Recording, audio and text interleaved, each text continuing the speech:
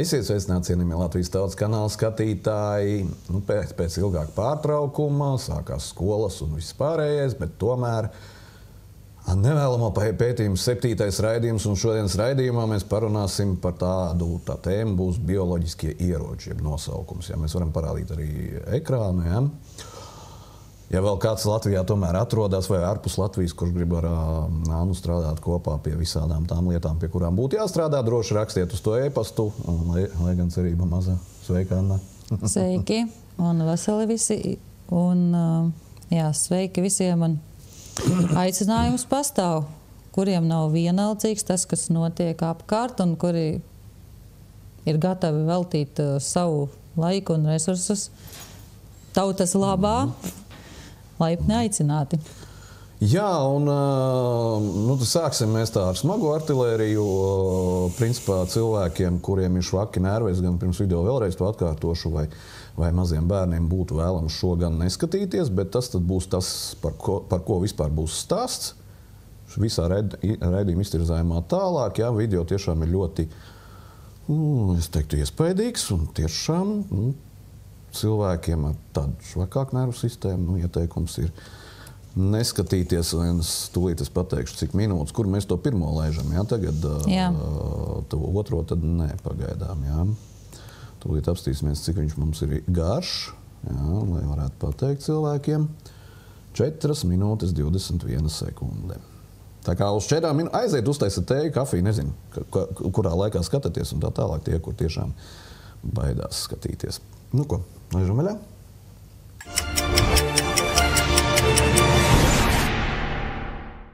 That looks pretty much, it's this white fibrous stuff. Now, instead of calling them blood clots, I try to refer to them as white fibrous clots or white fibrous structures. How come all of a sudden these things are happening in so many people? When I first started seeing these strange clots, in the beginning I thought, this is kind of weird, it's kind of crazy, I don't understand. As I started gathering more and more photographs, I'm able to share it amongst other people that I work with. I talk to other embalmers that have 30, 40, even 50 years of experience. It's incredible. That is not normal. I posed these photos up where people could see them, and nearly all of the embalmers out of 100 in this room raised their hands that they had seen clots and white fibrin structures of that kind of size. Fibrous mass clots. The fiber mass clots had been fed by blood clots at the ends that were integrated into the fiber mass clots. The fiber mass clots themselves were not blood clots. On average, I see in the blood, it looks like the blood is dirty. Almost like it has little fine grains of sand, or almost like fine grains of coffee grounds. As we were getting a little bit of drainage from her, that her blood looked as if it was, the only way to describe it is blood on beach sand. It was sticking to the table. And in it to complete separation, like a clear orangish fluid, and then clots coming later, like the blood had almost separated.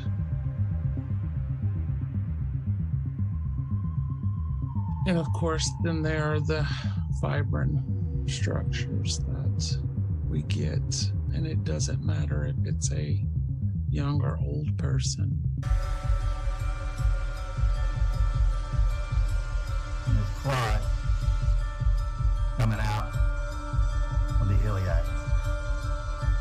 Normally we don't see clots in the iliac, in an artery. Usually they're in veins.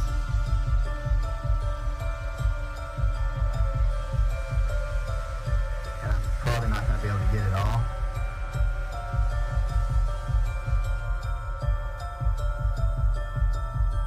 This is not normal.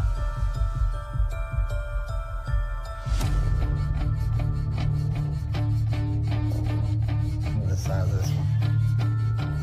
The big one came out of the vein. The small one came out of the iliac artery itself.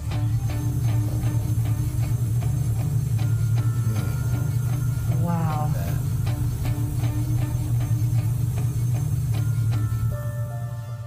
As the months passed by, the clots became worse, and each person, the quantity of them was much larger, and they were getting larger. Look at it. Oh, watch out. It's going to squirt. That's a monster. Holy Jesus. Come on. So this is coming out of a beating heart, all right? Look at this, tell me if it looks the same way.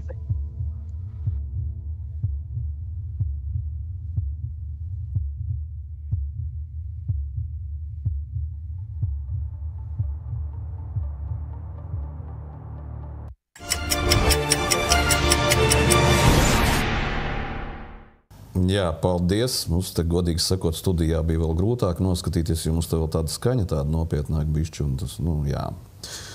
Kad montēja jau bija grūti, tagad bija vispār. Anna, tas stāsti, kas tas tāds ir un kas tas par avotu un... Parādam otro slaidu. Un, jā, tūlītās. Tātad te mēs redzējām bioloģisko ieroču darbības rezultātu, un lai nevienam nepaliktu nekādu šaubu, ka viss ir ļoti nopietni, nācās to parādīt, kaut gan tas bija ļoti grūti.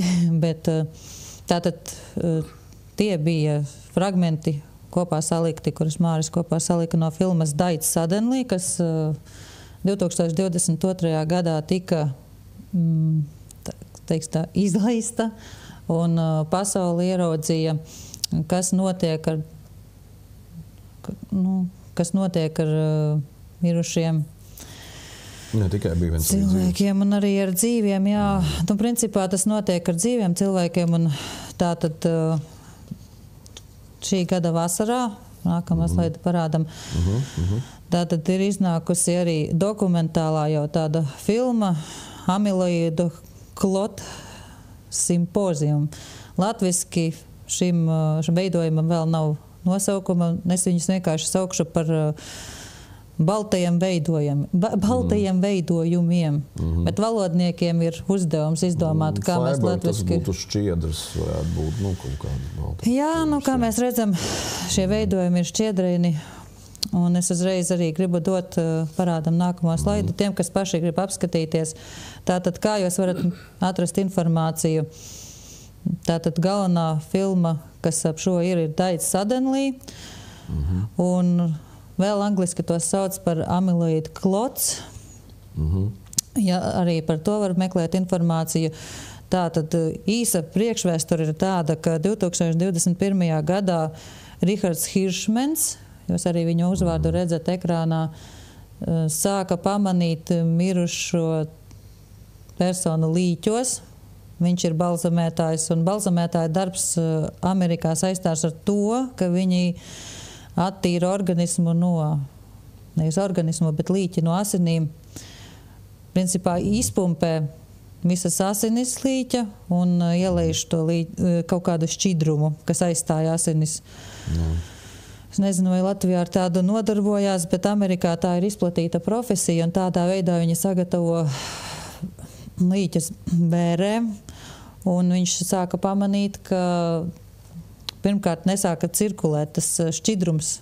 Nebija nekādas, nevarēja izlaist asinis, un sāka vilkt ārā šādas te veidojumas. Sākumā viņam tas likās interesanti, tas bija 2021. gadā jau. Bet filma iznāca 2022. Kā redzams, tur jau ir nopietnāk ne tikai no viena tā balzamētāja, bet no vairākiem jau materiāli savākti arī, kā redzams, bija ķirurga materiāls. Tādi veidojās gan, patiesībā tas veidošanās process līdz galam nav skaidrs. Skaidrs, ka tas sākās jau dzīvās personās. Un patiesībā arī turpinās pēc viņu liecībām arī jau pēc nāves, jā, un pat izvalkot ārā ir tāda liecība, ka viņi vēl joprojām turpina attīstīties, pat ielikti jau mēģinēs. Par šo ir vairāk runājis tātad Rihards Hiršmens, bija tas pirmais, kas pievērsa tam uzmanību. Tātad Maiks Adams ir pirmais, kurš uztaisīja analīzes certificētā laboratorijā. Mēs arī redzēsim rezultātus daļēji. Doktora Džeina Rubī, es speciāli vārdus atstāju angļu valodā, jo latviski tāpat diez vai kaut kas būs atrodams, tāpēc, es gribu meklēt, tam ir jāmeklē angļu valodā. Lai atvaino man valodnieki. Doktora Džeina Rubija bija tā, kas arī kopš paša sākuma piedalījās to balto veidojumu izpētes procesā. Tad majors Toms Havilands ir tas cilvēks Amerikā, kurš ir apkopojis jau informāciju jau pēc Daita Suddenly filmas iznākšanas. Viņš bija tas, kurš uzņēmās darbu apzvanīt balzamētājus, apzvanīt apbedīšanas birojus, un ir savācis pietiekošu informāciju jau tādu ļoti nopietnu par kopējo situāciju. Un tas Džons Olūnijs ir apbedīšanas biroja vadītājs, arī dažkārt piedalās līķa sagatavošanā bērēm, un arī daudz šajā ir iedziļinājies. Tātad tie ir tie galvenie uzvārdi. Un tagad par pašiem baltajiem veidojumiem. Tātad visi kā viens balzamētāji saka, ka viņi nekad tādus nav redzējuši. Pirms, protams, tā saucamās vakcinācijas sākuma, jā, un arī pēc vakcinācijas uzreiz nebija, bet laika gaitā viņi veidojas, un viņi izveidojas ļoti, ļoti lieli. Un tiešām varbūt pat metru gari, un pamazām veidojās asinīs. Un varbūt parādam nākamo slaidu. Jā, pirms tam jautājums klausies. Tas ir kaut kāds dzīvs organisms vai kas tas vispār ir? Tā tad uz šo brīdi speciālisti nonākuši pie slēdziena, ka tas ir amiloīds veidojums. Tas ir zinātnisks termins, var ierakstīt un pameklēt, bet kopumā ņemot, tas ir kaut kas ģenētiskās inženierijas varbūt daļēji produkts, jo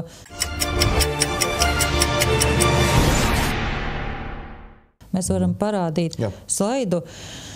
Tātad mikroskopa apskatē tur ne tikai, kā mēs redzam, tur bezmaz tāds kā vadiņš ir redzams. Menģeļēju tabulu. Nē, tas šobrīd es aicinu skatīties tieši uz bildēm. Tas gan ir, te viņš nav balts, tāpēc, ka tas jau ir ar reaģentu, ar reaģentu, lai apstrādāts, lai varētu viņu pētīt.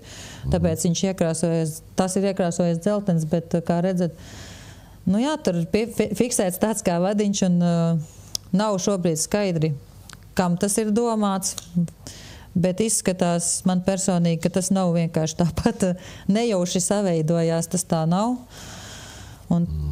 Un pirmā lieta svarīgā, tas nav trombs. Tas nav trombs, to pierāda šī tabula, ko jūs arī redzat, jo baltajam veidojumam sastāvs, elementu sastāvs ir pilnīgi atšķirīgs no asinīm. Un te mēs redzam procenti atšķirības. Tātad šim te baltajam veidojumam pilnīgi trūkst dzīvības, tā saucamā asins marķieru, pieņemsim magnijs, dzels, kalcijs, tas ir viss, kas raksturo asinis, kam tur būtu jābūt. Bet ir paaugstināts baltajos veidojumos alumīnijas, ogleklis, tas ir nātrijs, fosfors un alva. Tur ir alva. Un uz šo brīdi ir arī olbaltumvielu pētījumi par šiem veidojumiem pieejami, bet prezentācijās viņus neiekļāvu, jo tas daudz ko neizsaka, bet skaidrs ir viens, ka tur nevarētu būt šaubu, ka tas ir saistīts ar tā saucamajām Covid vakcīnām.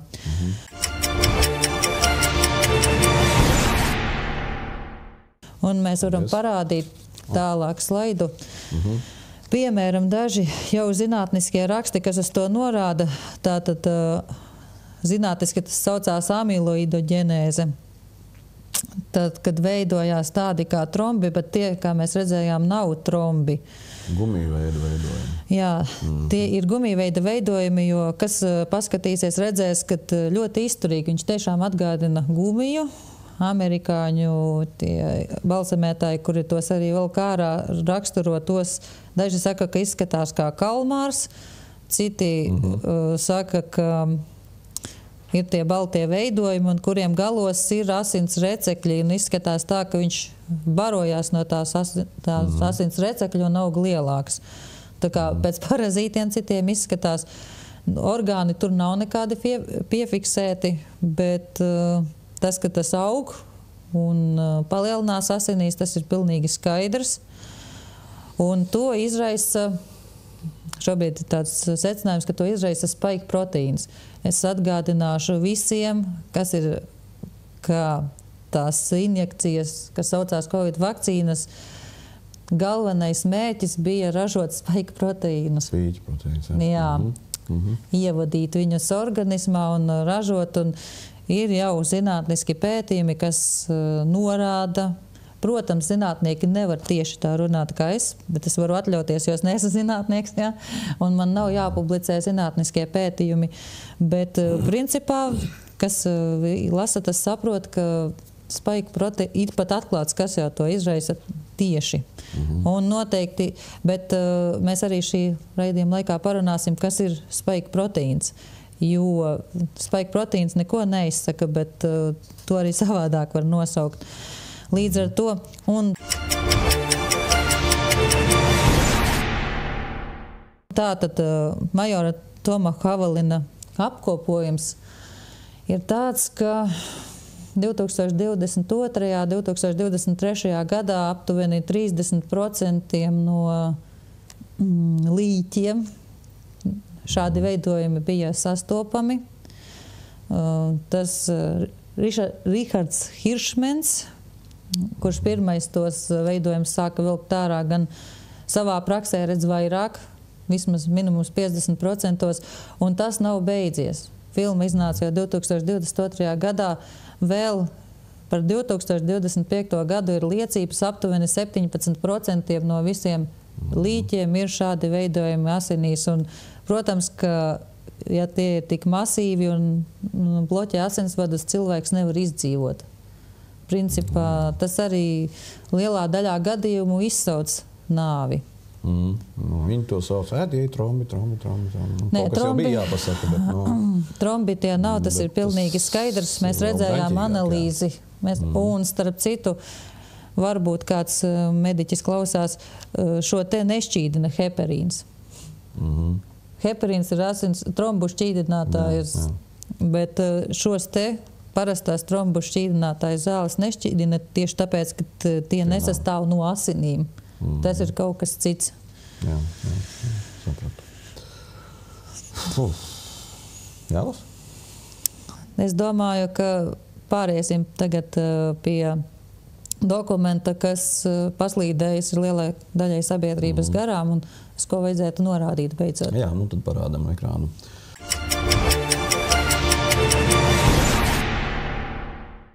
Tātad Pfizer konfidenciālais ziņojums ASV pārtiks un zāļu pārvaldē par events, kas notikuši pirmo 3 mēnešu laikā pēc Pfizer Covid vakcīnas saņemšanas par laika periodu no 2020. gada 1. decembra līdz 2021. gada 28. februārim. Šo ziņojumu slēpa, bet pēc tiesas lēmumu to publicēja 2022. gada 1. martā.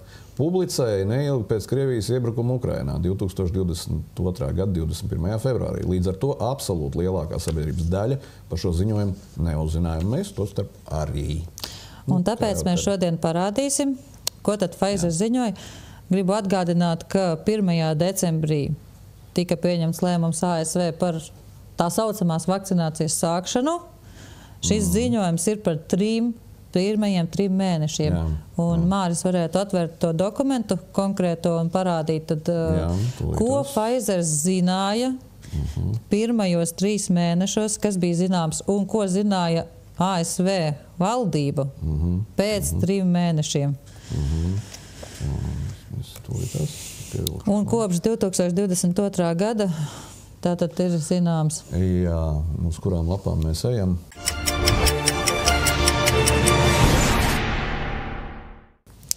Tātad mēs paskatāmies, jā, tātad tā izskatās šis ziņojums, un mēs principā varētu iet uz pašām beigām. Lūdzu. Uz pašām beigām. Bet te ir aprakstīts tabulas pa slimībām, pa simptomiem, cik ir miruši un cik cilvēkiem ir bijusi sirds problēmas, cik cilvēkiem ir bijušas alerģiskas reakcijas un cik no tā ir miruši konkrēti. Jā, bet sēzīšu uzreiz uz beigām. Jā. Tā būs ātrāk. Varbūt ne pašām beigām, mazliet uz augšu. Ja kādam ir vēlme šo visu redzēt, tad mazliet uz augšu, vēl. Jā, tādā raidījuma aprakstā un arī raidījuma beigās būs. Tā, un tagad ejam uz leju. Labi. Tā, tad es vēlētos pievērst uzmanību cilvēku lūt. Šeit mēs redzam, tie ir nevēlamie, par nevēlamajām blakus parādībām ziņojumi. Tas ir viss diagnozes, kādas ir ziņotas. Un tagad mēs vienkārši varam patīt uz leju un paskatīties, cik bija 3 mēnešos. Un starp citu... Tas vēl nebeidzās? Nē, nebeidzās. Un viss turpinās. Un šī ziņojumā gan ir noslepeņots, cik tieši vakcīnu, tā saucamā vakcīnu dozes tika pielietotas, bet, kas ir ļoti svarīgi, ir atzīmēts... Tas kaut kad arī beigsies? Labi, es jau kojos. Nu, skatāmies tālāk, jā. Nā, nu beidzot, jā. Nu, lūk, un visā šajā... Principā visi zināmās slimības droši vien, jā? Domāju, ka nē. Es nezinu, cik ir zināmo slimību, bet te ir ļoti, ļoti daudz problēmas, un mēs varētu arī tomēr to dokumentu parādīt, pameklēt tur, cik ir fatal cases, bet tie fatālie gadījumi. Un gribētu pieminēt to, ka tas ir pēc pirmajiem 3 mēnešiem. Šito tabulu tu gribēji redzēt, jā? Ka mums parādās fatal. Mēs redzam, jebkurā tabulā, jebkurā gadījumā ir kāds mirušais. Nu, tad tā nav kāds te 1223. Jā. Un Pfizeram bija tik daudz, un tas ir, es gribu pievērst uzmanību, ka tas ir tikai par viena veida vakcīnu. Mēs nerunājam par Modernas, mēs nerunājam par Janssen vakcīnu. Jā, mēs runājam tikai par vienu. Un, diemžēl, man nav informācijas par citu ražotāju, bet noteikti viņi arī ir ziņojumus devuši. Bet šis, lūk, ir publiskots. Un vēl pa tiem vecumiem, kur arī 46 gadījumos zem 16 gadiem un 34 gadījumos zem 12 gadiem. Nu jā, un mēs dokumenta pašā augšpusē kopsavilkumā pirmajā vai otrajā lapā varam paskatīties, cik ir kopumā ziņots par mirušajiem. Bet tas, ko šis dokuments uzrāda, ir to, ka bija zināms, ka tas var novest pie mirstības. Starp citu, te ir rakstīts, ka nav zināms, vai vakcīna ir efektīva. Viens no blakus parādībām vakcinācija saslimšana ar neparastu COVID-19. Blakus parādība ir elpceļu slimību iekaisums. Un starp citu, šajās te garajā sarakstā blakus parādību bija arī minēts, ka svešķermeņa sajūta organismā un svešķermeņa veidošanās organismā. Un mēs iepriekš redzējām, kā tie svešķermeni izskatās. Mēs redzējām tikai par sirds un asinsvadu sistēmu. Un atklāti sakot, ir ļoti lielas aizdomas, ka arī nervu sistēmā smadzenēs arī ir kaut kas saveidojies, bet šobrīd, tā kā nervu sistēmu ir grūtāk pārbaudīt, tad mēs to arī neredzam. Šis teikums, jā, tātad visā pasaulē 42,086 case reports, 25,000 no tiem medicīniski apstiprināti, 16,000 nemedicīniski apstiprināti. Lielākā daļa no ASV, nekur citur jau nestījās UK, tātad Lielbritānija, Itālija, Vācija, Francija Portugāla, Spānija, pārējās 7000 vēl 56 valstis. Jā. Nu, to starpā arī Latvija. Un te ir tā tabula paskatāmies. Un tā ir tā tabula, jā. Jā, bet, kas interesanti, tātad viņi sadala pa slimībām, pieņemsim sirdsdarbības traucējumi, fatālo gadījumu skaits, un zem katras tās tabulas, kad vakcīnu ražotāji tic, ka tas nav saistīts ar šo, ka viss ir normas robežās. Viņi tic, jā. Jā, viņi tic, un ka viss ir normas robežās, un tātad, visu var turpināt, un tāds arī ir šī pētījuma secinājums, ziņojuma secinājums, un visticamāk slinkie ierēdņi, kuri nelasa kopējo tekstu, paskatās vienkārši secinājuma daļu, ko es pat uz savus ādus esmu piedzīvojusi, un nosacina, ka viss ir kārtībā, bet tas ir par 3 mēnešiem. Jā, cits starpā piebilda neliela. Mums bija rakstījām, kad Lācis mums bija tas raksts par to, ka arī šogad joprojām 4,2 miljoni šogad konkrēti tiek novirzīti vakcīnu iepirkumiem. Tieši joprojām viss turpinās. Un noteikti, ka tas starp tām ir arī Pfizers. Jā, jo pateicoties Ursulai, kurai labs draugs bija Pfizer šefs, jā, noplūda tie e-pasti un viss pārējais. Arī Latvija to starp Eiropas Savienību parakstījusi tādu līgumu, ka tu nevar atteikties no tā iepirkuma. Nevari.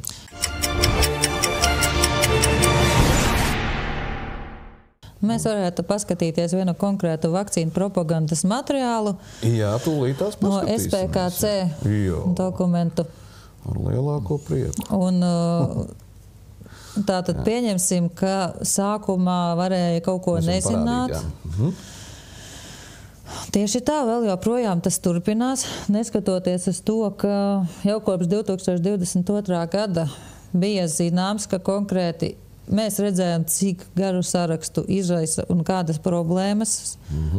Un tur ļoti daudz slimību, es ieteiktu atrast šo Pfizer dokumentu, ļoti daudz problēmu bija saistītas tieši ar bērniņa zaudēšanu. Bērniņa zaudēšana, pat varbūt miokarda bezmaz infarkts bērniņam, kurš atrodas mātes miesās.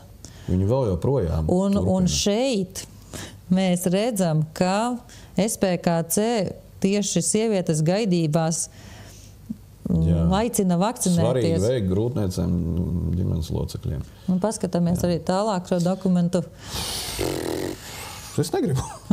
Labi. Jā, skatāmies. Principā, tajā dokumentā bija arī rakstīts, ka... Labi, aizem tālāk. Jā, vakcinācija grūtniecības laikā. Tu palasīt, jā? Nevajag, kad domāju pārāk daudz lasīt, bet galvenais tos... Bet viņi tā spiež uz to... Jā, tātad, kur ir garo klepu, grūtniecības laikā noteikti vakcinējies pret garo klepu, gripu un Covid-19. Un ko es gribu uzsvērt? Ka 50% no ārstniecības personām nav vakcinējušies paši pret gripu. Un tas ir, jūs informācijas avotos, kuram interesē, varēs paskatīties sabiedrības veselības pamatnostādnes. Tas ir oficiālā valdības dokumentā atzīts. Un šīs ir noziegums. Un mēs varam paskatīties, kam mēs varam pateikt paldies par šo brīnišķīgo. Beigās būs. Būs, jā. Jā. SPKC, Duntas iela, jā. Nav te. Profesorai Dacei Zavackai. Tas jau tāpats, arī kur ir, jā. Materiāla satura izstrādē pateicamies par sadarbību profesorai doktorei medicīnas kaut kādai Dacei Zavackai, jeb Dačukam Pieslitrinai, un Latvijas ginekologu un dzemdību speciālistu asociācijai īpaši doktorei Lāsmai Līdakai. Es īpaši šīm 2 mediķiem ieteiktu izlasīt to dokumentu Pfizer, kas notiek ar bērniņu. Viņš vienkārši nomirst. Tā taču ir dezinformācija. Nē, tur tā nav dezinformācija, jo tas ir ASV valdības dokuments, kurš apstiprināts, un tur ir aprakstīti 269 gadījumi, kad sievietes gaidībās ir zaudējušas bērniņu. Neviens neapšauba šāda dokumenta esamību, neviens neapšauba informāciju, kas tur ir, bet tas, ko viņi saka, ir tas, ka nevēlamās parādības nesot blakus efekti. Ja kāds ar kaut ko savakcinējas un pēc tam viņam notiek kaut kas slikts, tas neobligāti esot saistīts ar vakcīnām. Reku šo te teikumu gan es gribētu nolasīt vēl no tā bukletē, ja? Neskaitāmos zinātniskos pētījumos un valstu nacionālajās programmās šīs vakcīnas grūtniecības laikā ir pierādītas kā drošas. Un tie atkal ir meli. Tas ir noziegums. Jā. Tie ir noziedzīgi meli. Tāpēc es saprotu, ka pirmkārt sieviete, kad ir gaidībās, viņa ir ļoti emocionāli, viegli iespaidojama. Otrkārt, viņa vēršās medicīnas iestādē pēc palīdzības. Un to izmanto, lai izdarītu spiedienu. Tāpēc es aicinu tomēr vīriem vai brāļiem, ja nav vīru, vai tēviem, atbalstīt sievietes un nepieļaut šādu te presēšanu. Man te ar mums sazinājās no sākuma, pēc tam attiecīgi es novirzīju pie tevis, pazvanīju vienu māmu, kur tieši otrādi negribēja, nevēlējās šo te obligāto vakcināciju. Paldies tev, laikam izdevās nosargāt. Tā kā, var arī viens cilvēks, jā, bet tas ir grūti. Tik un tā vajadzīgs emocionālais atbalsts un vienam ir grūti. Vismaz kādam, kam pazvanīt, ir jābūt. Ja nevar aiziet līdz slimnīca, tad jābūt kādam ir, kam pazvanīt.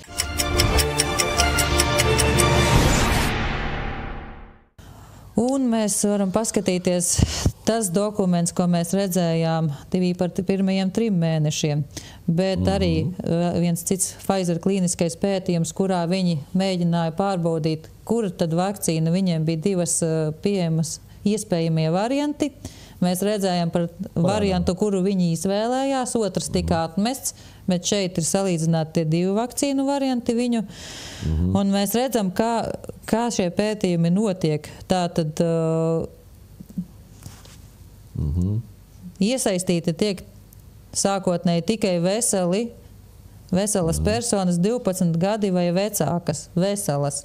Un mēs redzam rezultātus, cik ir miruši. Tātad 85 no 23 141, kurš dabūja 1 devu, 62, kurš no 221 371 dalībnieka, kurš dabūja placebo un pēc tam Pfizer devu.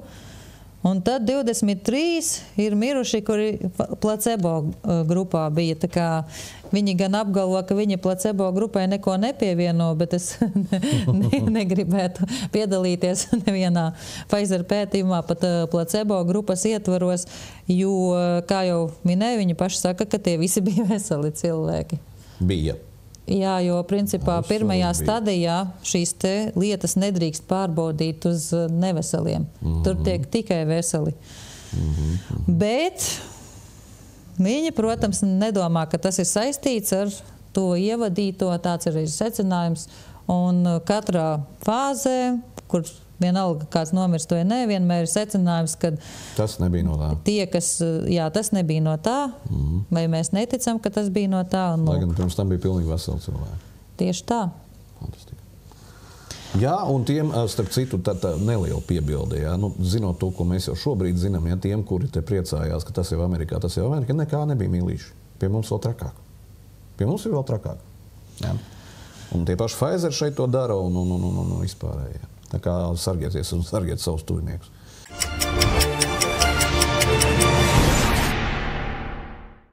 Un mēs varam paskatīties par informāciju, kas jau ir Latvijā publiski zinām. Jā, tas ir slavenais pētījums. Jā. Un man, piemēram, nav skaidrs, kāpēc netika sasaukta valdības ārkārtas sēde pēc šī pētījuma datu publicēšanas un netika apturēta vakcinēšanās kampaņa. Vismaz minimums ar COVID-19 tā saucamajām vakcīnām. Atceries to komisijas nosaukumu, ko es tev pirms tam nolasīju, kādas komisijas mums saimā? Tad labi, ka neatceries, bet tāpēc arī nesasauc valdības ārkārtas sēdi. Bet labi, man tā es saprotu, ka jānolasa šitas te. Japānas dati COVID-19 vakcinēto pret nevakcinēto mirstību. Mirstība nepieaug tieši pēc vakcinācijas, bet 3-4 mēnešus vēlāk nevakcinētajā sabiedrības grupā mirstība nepieaug. Un te ir smuka tabuliņa. Ko var redzēt, jā? Un mēs atklājām, tas ir doktors, šito būs grūti, Yasufumi Murakami, profesors Tokijas Zinātņu universitātē, RNS Zinātnes pētniecības centra direktora vietnieks. Tad ne kaut kāds no-name cilvēks, bet reāls zinātnieks, jā. Mēs atklājām, ka pieaugot devu skaitam, maksimālā mirstība parādās ātrāk.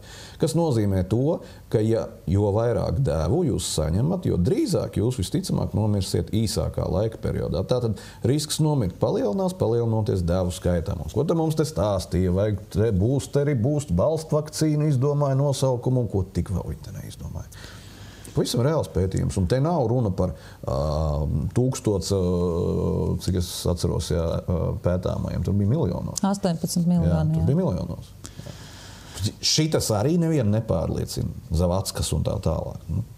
Tas nav jautājums Zavackai, jo viņai par to visticamāk maksā, bet tas ir jautājums lēmumu pieņēmējiem. Tiem, kas uzņēmušies vadīt, pārvaldīt valsti. Un es atcerējos Danielu. Labi. Bet tas, ko es gribēju pateikt, ir ļoti skaidrs. Patiesībā visi, kopš šī informācija ir kļūsi latviski zināma, nevienam nav nekādu attaisnojumu turpināt, uzspiest vai propagandēt bīstamās injekcijas, kas saucās COVID-19 vakcīnas. Nekādu attaisnojumu nav. Ne tikai, jo jāsaka, ka to es esmu runājis ar vairākiem, ka šobrīd praktiski visas šīs te vakcīnas ir šīs mRNS tehnoloģijas bāzes. Jau. Tur jau vairs nav runa tikai par Covid vakcīnām. Jā.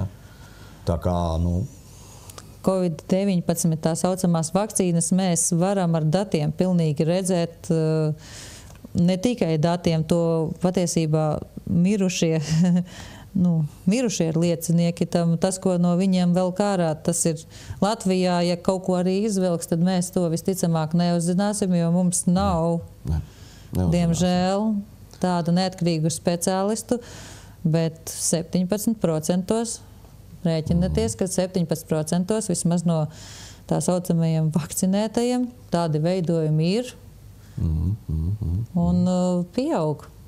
Jā. Tā kā, pēc būsterīšu labāk neskriet. Ko mums nākamā lielā sadaļa, jā? Nākamā lielā sadaļa, mēs runājām tagad par sekām bioloģisku ieroču. Un tagad es gribu parunāt par to veidu, kā tas tiek darīts, kas tas ir un kā varbūt no tā, kā to tik galā. Čūsku indas. Tieši tā. Tā tad labi. Es tad, 2021. gadā Itālijā zinātnieku grupa smagi slimos COVID-19 pacientos atrada 36 dažādus toksīnus, kas ir gandrīz identiski dzīvnieku toksīniem. Rezultāti. Toksīnam līdzīgi peptīdi, kas ir gandrīz identiski toksīniem, kurus satur dzīvnieku indas, tādi kā konotoksīni, fosfolipāzes, fosfodiesterāzes, cinka metāla proteīnāzes un vradikinīni. Tika identificēti paraugos ar COVID-19 slimiem pacientiem, bet netika atrast kontrolas grupas paraugos. Secinājums toksīnam līdzīgi peptīdu klātbūtne var būt potenciāli saistīta ar SARS-CoV-2 infekciju. Tā, gribēju pateikt paldies nevis man, bet paldies itāļu pētniekiem. Jā. Tā, šeit ir pētījums no Itālijas. Itāļu pētnieki smagi slimos COVID-19 pacientos, kas principā mira. Taisīja analīzes, viņi gribēja saprast, kas ir tas, kas šos cilvēkus reāli nogalina, no kā viņi mirst. Jā. Un viņi atklāja 36 dažādas toksīnus. Protams, bet, lai būtu saprotamāk, ko tas īsti nozīmē, paskatāmies tālāk. Tā, viņi atviegloja mums visiem darbu un parādīja, no kādām sugām šie toksīni ir iegūti. Te ir daudzas no pasaulē indīgākajām čūskām. Šobrīd indīgākā skaitās iekšzemes taipāns, kas dzīvo Austrālijā. Bet principā čūsku kolekcija ir no visas pasaules, gandrīz varētu teikt. Parādam nākamo slaidu. Tātad te viņi uztaisījuši ir tabuliņu. Konkrēti ir, varam arī nākamo parādīt. Tātad čūskas, ērkšķu kroņa jūras zvaigzne, un konas gliemeži, indīgie okeāna konas gliemeži. Un nākamo varam parādīt. Tātad šeit tās sugas. Un tagad man ir jautājums tev, kā tu domā, kāda saistība čūsku indai ar Covidu? Bet tu jau pateici pirms tam pašā sākumā pētījumā. Un tāda arī saistība. Nav visi sikspārņi. Nē, sikspārņi tie noteikti nav, un doma ir tāda, kuru aicinu. Tas pētījums ir zinātniskais pētījums, tas ir pārskatīts pēdējie atjaunojumi 2022. gadā, tie nav apstrīdami dati. Šie te toksīni izsauc cilvēku nāvi. Nevis kaut kāds vīrus mistisks, kur kaut kur lido pa gaisu, bet šie te toksīni. Jautājums ir tikai, kā nokļuva, pieņemsim, ērkšķakroņa jūras zvaigznes toksīns. Gaisā. Nu, ne, asinīs, cilvēka asinīs. Jo viņš tika piefiksēts mirstošo Covid pacientu asinīs. Un tas nebija cilvēki no vienas vietas, tas bija pat dažiem no visas Itālijas savākti. Un tā tad jautājums ir, kā konasa gliemeža toksīns nokļūst cilvēku asinīs un... Tad man tev ir pretjautājums. Kā tev šķiet? Tas ir pašā vīrusā dabūts gaisā, vai tomēr tas ir vakcīnā? Es pateikšu uzreiz, kā man šķiet, es varu atļauties, neesmu ārsts vai ne. Nav nekāda vīrusa. Ir vienkārši indes. Vīrus ir kaut kad izolēts. Kāds ir izolējis vīrusu? Nav. Es zinu, ka mums draugs Kaspars Lasa savulaik šito mēģina no Latvijas izolēt šitiem te dabūt ārā. Nav. Vīrus nav izolēts. Mirstību izraisa toksīni. Un tas nav tikai šis pētījums. Mēs tagad varam iziet paskatīties nākamo pētījumu.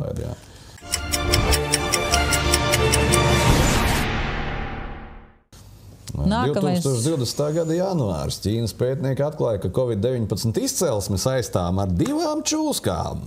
Taivāns jeb Ķīnas odzikraiti, Bungarus multicinetus un Ķīnas kobru najārta. Nekādu sikspārņu vairs. Un tas jau bija zināms 20. gadā. Šeit ķīnieši paši, tas ir pirmais pētījums tikai, kad Covid vēl sākās tā nopietni, kad viņi pētīja to slimo cilvēku, kuri reāli, tur bija cilvēki, kas gulēja slimnīcā smagā stāvoklī no Vuhaņas.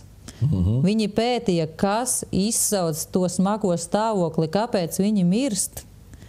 Un viņi atrada toksīnus no divām čūskām. Viņi, protams, neraksta čūskas nogalināja cilvēkus. Protams, tā nedrīkst rakstīt, lai to rakstu publicētu, bet principā ir dažādi veidi, kā zinātnieki iemeskē to, bet viņi pat speciāli uztaisīja tabuliņu, mēs varam vēlreiz paskatīties. Te ir tātad tas tuvums ar dzīvnieku sugām, kam vistuvāk ir tie toksīni. Jā, bet sikspārni tomēr tā arī ir. Sikspārni ir diezgan tuvu, jā.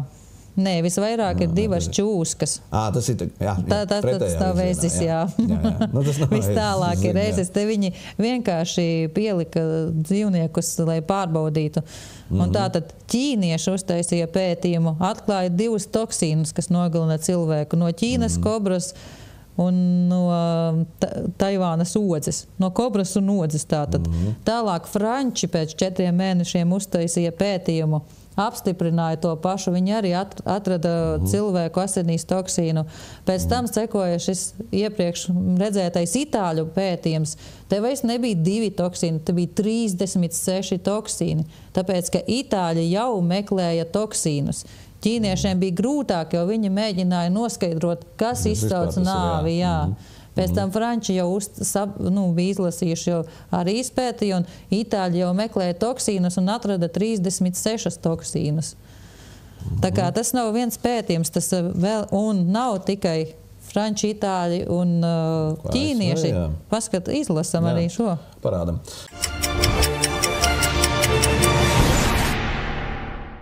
Uh, 2021. gads ASV Arizona pētnieku grupa atklāja, ka Covid-19 pacientu mirstību izraisa enzīms, kas saistīts ar enzīmiem, kas atrodam klāburčūsku indē.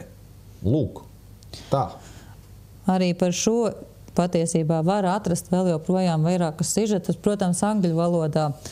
Bet, jā, Arizonas pētnieki tiešām atrada fosfolipāzes A2 grupu, kas ir klaburčūsku indē. Jā. Ļoti milzīgos apmēros mirstošu COVID-19 pacientu asinīs. Un tieši šī te inde izraisa pacientu smago stāvokli. Viņi meklēja, kas izraisa pacientu smago stāvokli, un tā bija šī te inde, tieši no Amerikas. Tātad Amerikā klaburčūs, kas Ķīnā odze un... Katram kontinentam savu, jo tur jau arī tā, ka tā čūska, viņi ir dedlī tieši tur dzīvojošiem cilvēkiem. Ļoti gudri izdomāts. Bet tomēr mans jautājums, tad tomēr caur vakcīnām? Mēs pieskarsimies tam, bet paskatāmies vēl vienu rakstu. Labi, paskatāmies. Indija. 2022. gadā 17 gadu šitas bija labs vecu jaunieti miegā sakoša čūska. Nonākot slimnīcā, tests uzrāda COVID-19.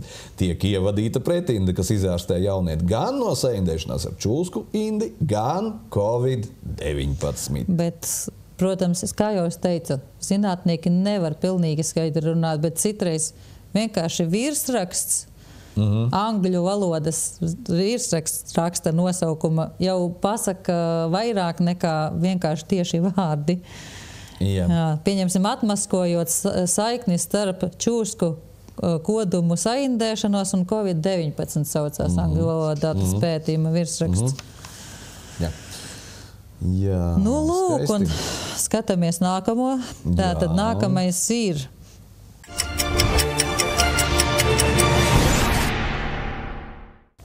čūsku indas galveno sastāvdaļu fosfolipāzes, es tomēr izlasīju, var izmantot, lai noteiktu SARS-CoV-2 vīrusa klātbūtni organismā. Karaliskā kodā. Tātad tas, ko mums mēģināja jau no paša sākuma visiem pasniegt, ka ir vīrus. Bet pētnieki neatkarīgi viens no otra vairākās valstīs nonāca pie secinājuma, ka, lai noteiktu, vai cilvēks nomirs un cik smags būs stāvoklis, viņiem ir jāmeklē konkrēti toksīni. Un tie toksīni ir gandrīz tādi paši, kā dzīvniekos sastopamie toksīni. Viņi ļoti konkrētas lietas var meklēt. Pieņemsim fosfolipāzes vai bungarotoksīnus vai, vārdu sakot, viņi tie, kad saprot, kas ir par problēmu, tad un ir arī pētījums, kur ir konkrēti aprakstīts, ka ir tāds pat izdarīts, kur it kā bez vīrusa tikai paņem tā saucamo spike proteīnu, un spike proteīns patiesībā ir čūsku inde. Tas toksīns, jā. Toksīni, jā, no čūsku indēm. Mēs to varam nosaukt, nevis mēs, bet viņi to sauc par spike proteīnu, un es pēc tam parādīšu. Vairākas zāles Latvijā apstiprinātas ir ražotas no čūsku indes. Tas ir čūsku inde pulverizēta. Pagaid, medicīnas simbols. Tas trauku viķeris un kas riņķī? Čūska. Bet zini, kur ir lielākā problēma? Ja mēs domājam, turpinam runāt un domājam, ka vīrus tas ir, tad kas ir vīrus? Vienkārši kaut kas, kurš no kaut kurienes uzradās un lido pa gaisu. Bet ja mēs sakam, ka tās ir indes, tad mums ir jāmeklē, no kurienes viņas ir. Ja mēs redzam zinātniskos pētījumos, ka pacientos ir konotoksīns, kas vispār ir no jūras dzīvniekiem, kaut kādiem inde, ar kuriem viņam nekad mūžā nav bijis saskare, tad mums ir kas jāmeklē? Indētājs. Vai to var dabūt gaisā vispār? Es domāju, ka to gaisā Nē, to gaisā var dabūt. Var? Tāpēc, ka ir tehnoloģijas, kā čūsku indi var iekapsulēt tieši tās pašas lipīda nanodaļinas, tas ir organismā, bet ir arī tehnoloģijas, kā čūsku indi var iekapsulēt tiešām nanodaļiņās, lai viņa būtu stabila ūdenī, lai būtu stabila gaisā. To var izsmidzināt aerosola veidā, to var šķīdināt ūdenī. Viens ir skaidrs, katrā ziņā uz šejienu, uz mūsu galvu to noteikti atved, jo mums nav ne šo kobru, ne tur to gliemeni, nekā mums tāda nav. Un tas ir turklāt daudzas no čūsku sugām, par kurām mēs runājam, ir endēmiskas, tas nozīmē, viņas dzīvo tikai konkrētā mazā apgabalā pasaulē, piemēram, tā pati Taivānas odze, viņa nedzīvo visur. Citur, kamēr viņa sinti nepavairo, nesintezē un neražo lielos apjomos, viņa nemūžam nevar nonākt pie latvieša. Bet, ja viņa pie latvieša nonāk, tad tas ir latvietis, kuru sakoš čūska vienkārši. Un viņš to indi nekur tālāk arī neiznesīs. Viņš arī neatbrauks līdz Latvijai vairāk vienkārši. Tieši tā. Tāpēc būtībā un šīs indes ir iespējams iegādāties bez maz jebkuram. Un visas čūsku indes, es saku indes, mēs, protams, varam gudrīt, mans mērķis nav gudroties, es tur negribu teikt peptīdu saites vai vēl kaut kas. Vienkāršā valodā indes. Indes var nopirkt. Jebkurš var nopirkt. Principā, jebkurš var izšķīdināt ūdenī. Un ja šādu, pieņemsim, pudelīti nopērk un ielēž ūdens vada sistēmā, tad visai ielai parādīsies COVID-19. Un PCR testi, starp citu, tika izmantot jau 20 gadus atpakaļ, lai fiksētu čūsku toksīnus. Un tas ir tas veids, kā viņi patiesībā diezgan precīzi nosaka nevis kurš ir slims, jo ir organismi, kuri tos toksīnus panes un izmet ārā, bet ja dabū lielu devu, tad arī saslimst. Un tas ir tāpēc, kāpēc jūs testējāt, piemēram, ko jūs testējāt, tu pats stāstīji? Kaut kādu augli? Mēs visu pēc kārtas, kolu, citronu un kaut kas vēl bija trešais. Tieši tā, tāpēc, ka viss var būt saindēts. Un ūdens, un tāpēc viņi pārbauda notekūdeņus ar PCR testa palīdzību. Viņi meklē nevis kaut kādu vīrusu, bet PCR tests ļoti precīzi nosaka, vai ir toksīns vai nav toksīns. Un tāpēc arī difterijas lietā pārbaudīja ar PCR testu. Nevis viņi baktērijas meklēja, bet viņi toksīnus meklēja. Tikai jautājums, kādas toksīnas. Par to es negribu runāt šobrīd vairāk, bet toksīnus ar PCR testiem pat izmanto, lai noteiktu tieši no kādas čūsku sugas tas toksīns ir nācis. Tā kā nevis infekcijas slimībām viņas var izmantot, bet toksīna noteikšana no tāda viedokļa skatoties diezgan precīzi. Lūk, un es aicinu tātad informācijas avotas paskatīties, visas atsauces būs saliktas. Es aicinu arī noskatīties, kam interesē, un tam vajadzētu interesēt, jo tas ir viena lieta vienkārši par kaut ko, no kaut kā baidīties, otra lieta ir zināt ieroci. Tagad ienāca manā prātā, vai Latvijā vispār kas tāds ir iespējams, parastajam mirstīgam, es domāju. Teiksim, pieņemsim, pēc tās teorijas, ko tu izstāstīji tagad, jā, tātad mūsu cilvēkos, tajos, kuri paņēma to špricīti, jā, varbūt pēc tam nožēlo, tie, kuri nožēlo, viņos ir tātad kaut kāds čūsku indes toksīns, kaut kāds. Vai mēs varam šeit viņu kaut kādā veidā identificēt, un tad jau atliek tikai, es atvainojos, ievadīt pretīm, tā kā Indijas gadījumā. Teorētiski tam visam būtu problēma ir tāda, ka nav jau tikai čūsku indes toksīni. Jā, tieši tā, pret čūsku indes toksīnu ir līdzekļi. Tieši tā. Un kā identificēt? Es domāju, ka Latvijā ir pietiekoši gudras galvas, un nav jau mums jāizdomā viss no jauna, un paskat, Itāļu pētījums ir. Tur, jebkurā pētījumā ir materiāli un metodas, kā viņi ir kādas materiālus izmantojuši un kā viņi ir identificējuši. Un mēs arī to varam izdarīt, kā valsts vispār nav problēma. Nē, tas vienkārši, es tagad par to, ka es zinu tādus cilvēkus, kur diemžēl pieļāva kļūdu un pieņēma to špricīti. Varbūt vienreiz, varbūt divreiz, Bet tad šis ir tas variants, kā vismaz no tā viena draņķa, kas tur ir iekšā, varētu arī tikt vaļā. Un varbūt tie tur ārā velkamie, tie tur arī aiziet. Tas daļai arī ir saistīts ar čūsku indi, jo ir tādi pētījumi, kur no čūsku indis savienojot ar hidrogēlu veidojas kaut kas līdzīgs. Jā. Un tāpēc es visiem silti iesaku noskatīties doktora Briana Ardisa dokumentālo filmu Watch the Water 2, Closing Chapter. Jūs, ja Rumble Rumble ieiesiet, tad atradīsiet Watch the Water vienkārši pirmo daļu. Jā.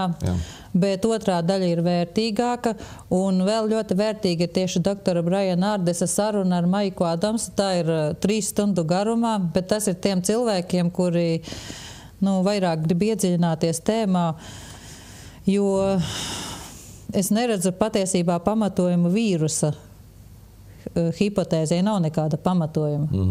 Tam nav pamatojuma, tas ir masu mēdīju uzpūsts haips, vienkārši kam ir pieslējušies liela daļa medicīnas speciālistu, bet mediķiem jau neviens neprasīja. Latvijā kāds prasīja mediķiem? Bija tikai bija Perevoščikovs, tāpat Dumpis, Zavacka, kas tur vēl tās tauras mums tur Vīksna, jā. Šitas te, kas visu laiku sadzēries, skraidīs, jau bija aizmirsts viņu uzvārdu. Tagad atkal aizmirsts. Nezinu, par ko tur runā. Jā. Bet doma tāda, ka mums nebija sasaukts, neviens vispār neprasīja, kas tas ir. Vienkārši tikai pateiks, ka tas ir vīrus, un visi domāja, ka tas ir vīrus. Bet izrādās jau kopš 2020. gada, 2021. gadā un 2022. gadā ir pētījumi, kas liecina to, ka visas problēmas izsauc toksīni. Un ja tas ir elpsteļu vīrus, tad kāpēc viņam ir neiroloģiskas problēmas, ar sirdi problēmas, asins recēšanas problēmas, un ikviena no šiem simptomiem izraisa kāds no toksīniem. Un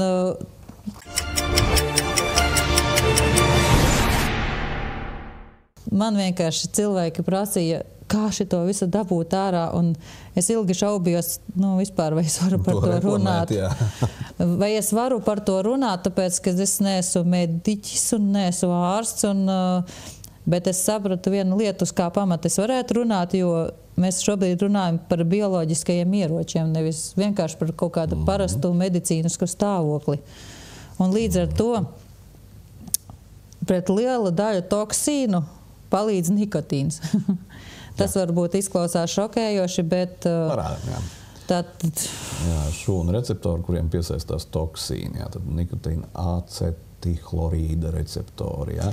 Labi, bungarotoksīns un fosfolipāze A2, galvenās čūsku indes sastāvdaļas, kas piesaistās nervos tajās pašās vietās, kur to dara nikotīns. Tāpēc nikotīns palīdz pret čūsku toksīniem.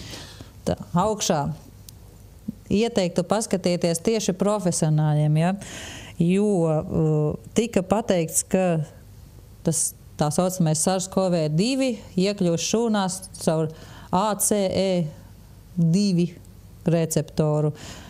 Bet patiesībā ir vairāki zinātniski pētījumi, un arī to ir apstiprinājis NIH, Nacionālais, veselības dienests Amerikā, tā viņu nosaukšu iestādi, ka patiesībā viņi saka, tas vīrus, bet mēs tagad redzam, ka toksīni tēmē uz nikotīna acetiholīna receptoriem. Kāpēc tas ir svarīgi saprast šo sarežģīto nosaukumu?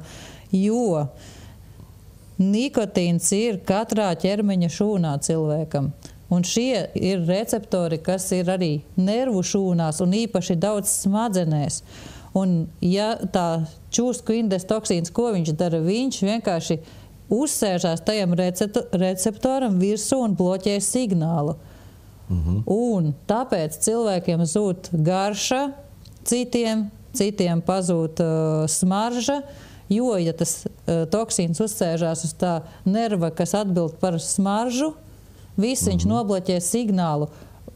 Un nervu sistēma atbild arī par elpošanu, arī par plaušām. Un ja tas ir tēmēts uz to smadzeņu daļu, kas atbild par elpošanu, tad paelpot vairāk nevar, jo vienkārši neiziet tas signāls.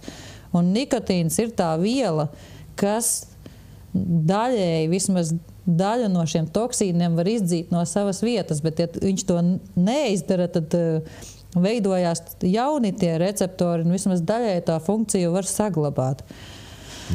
Tas ir īsais kopsavilkums. Pīpēšana nav nekas veselīgs, mēs te tagad nereklamējam, bet tas ir labāk, mazākais ļaunums, teiksim tā šajā gadījumā, smēķēšana. Jā, tā ir, un ja tā godīgi, es atzīstu, jā, es smēķēju jau sen, un es nesaslimu to COVID. Patiesībā, neskatoties uz to, kas masu mēdījos notika, medicīnas profesionāļi jau pašā Covid sākumā un valdība zināja, ka smēķētāji neslimo. Jā. Brīnums, ka mūsēji vēl neaizliedz cigaretes, un tas būtu jautri. Tad būtu revolūcija. Tad būtu revolūcija. Tātad beidzot, 5% no smēķētājiem tikai pašā sākumā bija slimi. Un tagad šobrīd tas ir 2%. Jo mums bija, es tev teikšu tā, mums bija tajā laikā, nedrīkstēja jau pulcēties, bet es varu pateikt, mēs pulcējāmies un vienā telpā un tā tālāk, un rakstījām visādus raidījumus, un nesaslima tikai tie, kas smēķēja. Pārējie visi nolikās. Un pasmagi, jā. Jā, un es gribu pievērst arī uzmanību, kas papētīja šo jautājumu dziļāk. Tātad, no zinātniskā viedokļa mazliet, tātad viena tā vīrusa, tagad to saukšu par teoriju, bet tas, ko visiem grib iebarot, saka, ka vīruss uzbrūk plaušām. Tātad toksīni uzbrūk nevis plaušām patiešo, bet uzbrūk nervu sistēmai, kas par visu atbild. Kas visu diriģē sirdsdarbību, plaušas. Un tas ir, un bloķē signālu. Un kāpēc? Kā tu domā? Mums jau nerunā par 600 kaitīgajām vielām, kuras vajag cigaretēs aizliegt, vai nerunā tikai, ka nikotīns ir slikts. Patiesībā, jo papēta zinātniskos pētījumus, neskaitāmas zinātniskos pētījumus, nikotīns vienkārši ir vajadzīgs cilvēkam. Tas nevar būt slikts, jo tas ir katrā cilvēka šūnā iekšā. Tā kā mēs varam parādīt nākamo slaidu.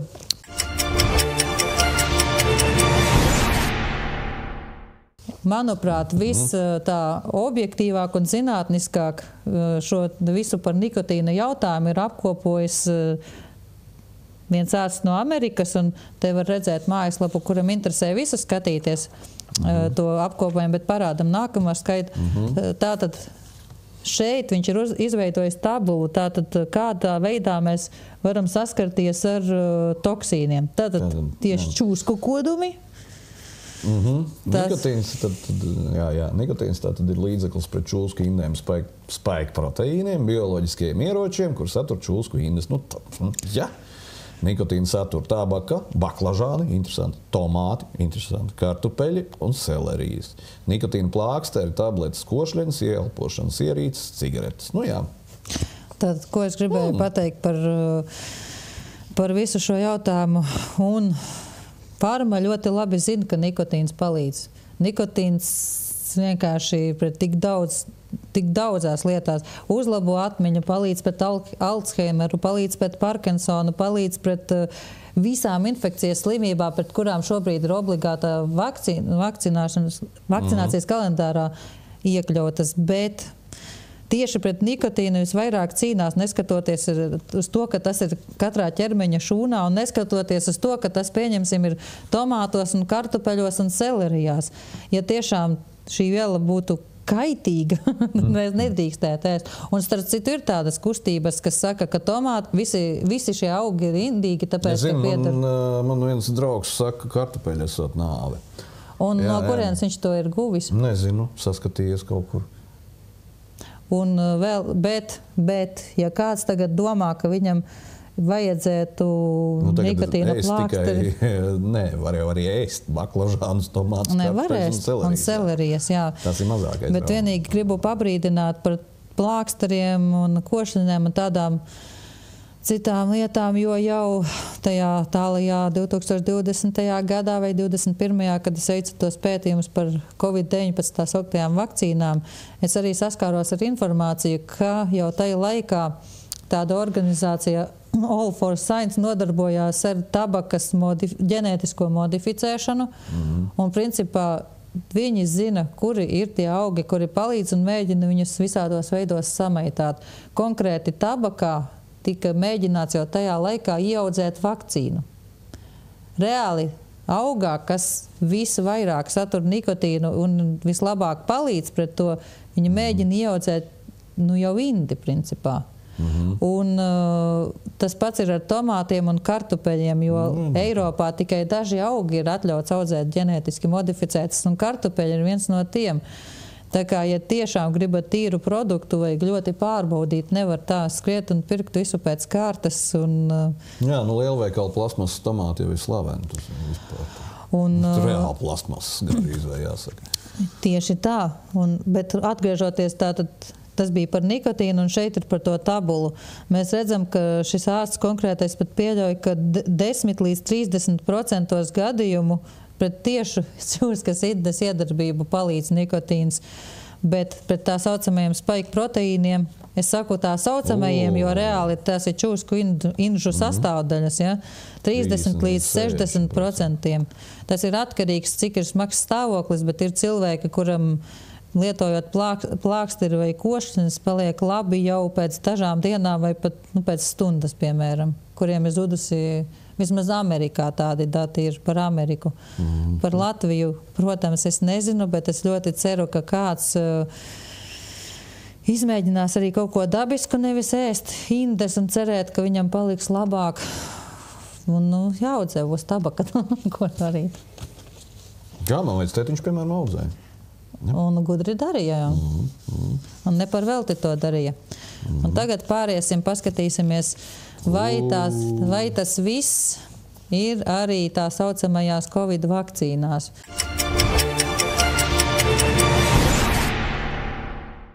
Varu pateikt, ka jā, tas ir bez grafēna oksīda, smagajiem metāliem un mikročipiem, nanočipiem, laikam tā teiksim, un visādiem citādiem veidojumiem. Tur ir arī čūsku inde. Te ir, redzam, pirmie pierādījumi. Tātad, čūsku indes organoīdi tas saucās. Šeit ir dati no Dienvidāfrikas. Tāda Zandre Botha, kura ir asins, viņa pēta asinis, lai palīdzētu cilvēkiem, asins stāvokli. Tātad, te mēs redzam, kā izskatās Pfizer vakcīnas flakona saturs neatšķaidīts zem mikroskopa.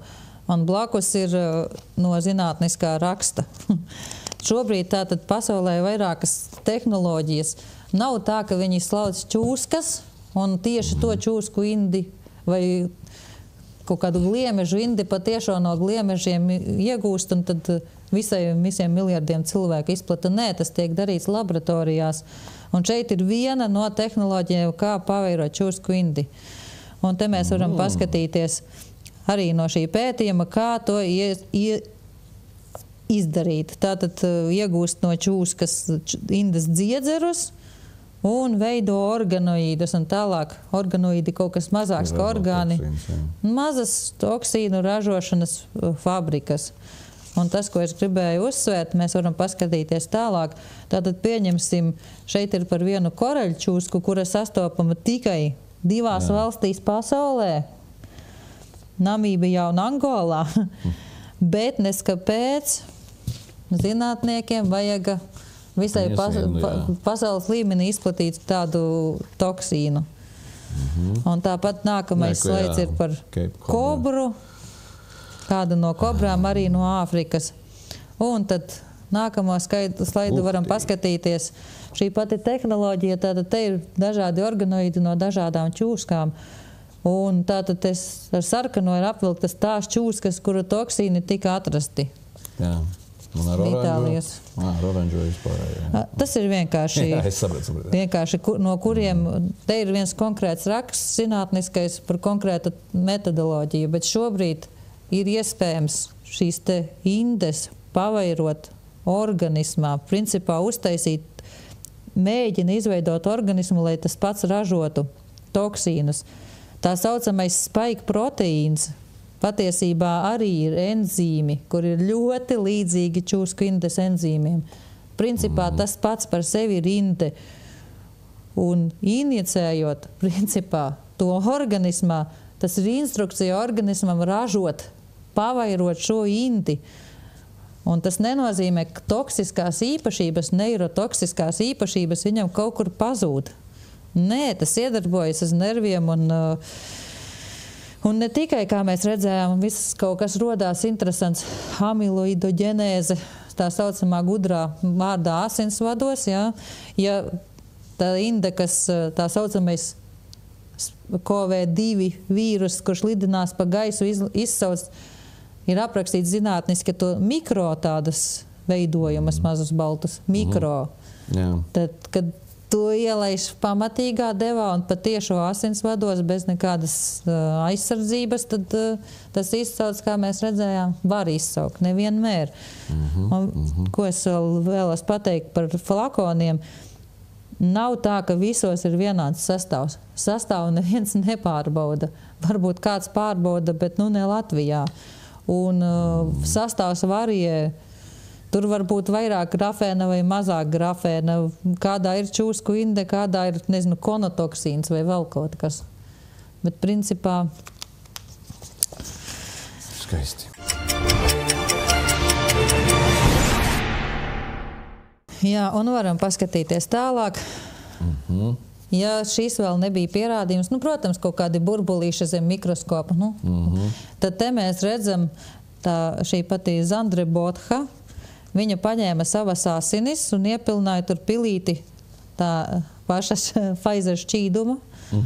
Un viņas eritrocīti, sarkani asins ķermenīši pārveidojās un parādam nākamo slaidu. Tā zinātniskā, tas saucās, izveidojās ehinocīti. Tādi mazi ezīši. Un tā uzvedās eritrocīti tad, kad... Dabū čūsku indi. Jā, tieši tā, un tas ir zinātniski aprakstīts, ka čūsku toksīni izraisa ehinocītu veidošanos. Tā es te palasīšu tādu čūsku indi plus eritrocīti, ehinocīti, jā. Tā tad ehinocīti pēc klaburu čūsku indes ievadīšanas asinīs, te pa bildītēm apraksts, jā. Bet tā tad in vitro kaķa asins šūnu pakļaušana klaburu čūsku indes iedarbībai izsauc ehinocitozi. Jā, kaķis arī tāpat reaģē. Un tur ir tās... Jā, un viņas asinīs tas pats, principā, jā. Bet tas ir tikai viens veids, kā paveirot organoīdos tādos mazās fabriciņās, un kā mēs redzējām, varam parādīt nelielu video, otrais video tev bija. Jā, tūlītās, pagam. Tūlīt atradīsim. Jā. Tur Pfizer vakcīnas flakona šķīdums. Nē, tas nav tur, piedod. Redzams zem mikroskopa, un kā jau es teicu, nevajag domāt, kad es runāju tikai par čūsku indi, ka tur ir tikai čūsku indi, kā mēs redzēsim, tur viss kaut kas peldās. Mēs jau arī iepriekšējos raidījumos un tie mazie tā saucamie burbulīši varētu būt tā tehnoloģija, ko mēs tikko apskatījām. Jā, tagad varam parādīt to video. Has seen this. This is the video of the Pfizer vial undiluted from Dr. Botha. And this video, we're going to play it. It's about, it looks like it's about 12 minutes. We're just going to play it. I'm going to ask the producers to play it for about 10 seconds. You can see all these round structures. These are the organoids, and this is, again, undiluted. So this stuff is hydrated. It's moving around.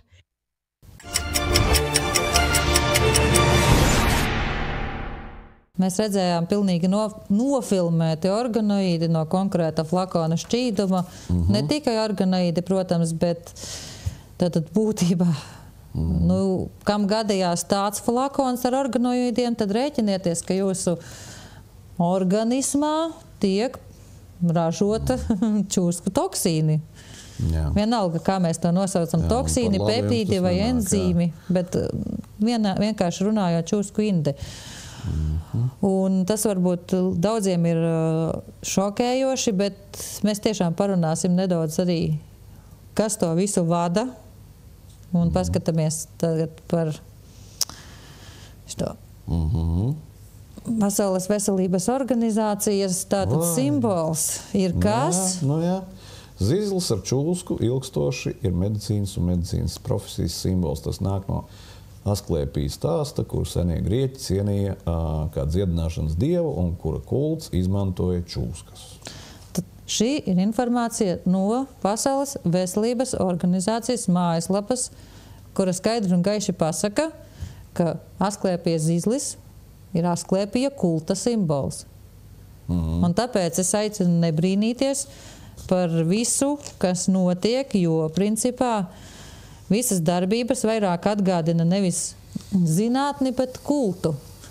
Viss tas, kā viss tiek process vadīts. Arī tā viņu, teiksim, jāsaka, kā tas ir izveidots visā pasaulē, jā, kad viņi pasaka, mēs ārstējam šitā, absolūtā patiesība, ārsti, mācīti cilvēki, baidās pat iepīkstēties kaut ko, un rezultātu mēs redzam. Jā. Tas arī liecina par, tieši tā. Jo tieši kas tā. pateica, ka tas ir vīrus? Kura bija tā organizācija? Tad PVO jau pateica, ka tas ir vīrus, kaut gan pētījumi rādīja, ka tas ir toksīni, tā ir saindēšanās principā, ka slimība ir nevis elpceļu, bet neiroloģiska.